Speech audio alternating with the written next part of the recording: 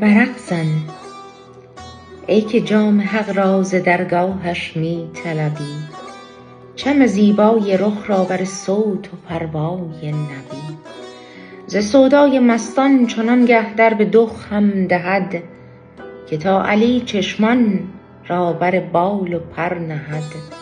ماه افسون گردد و جان گران بینا شود، شاه چم کند و کردار را بر ابن سینا دهد.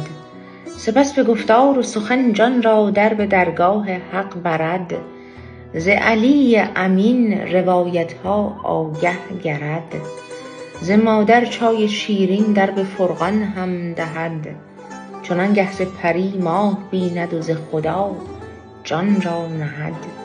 مه شود آرام چشم دید و ور بینا بسیست، خدای خویشتن را شایسته سوداگریست.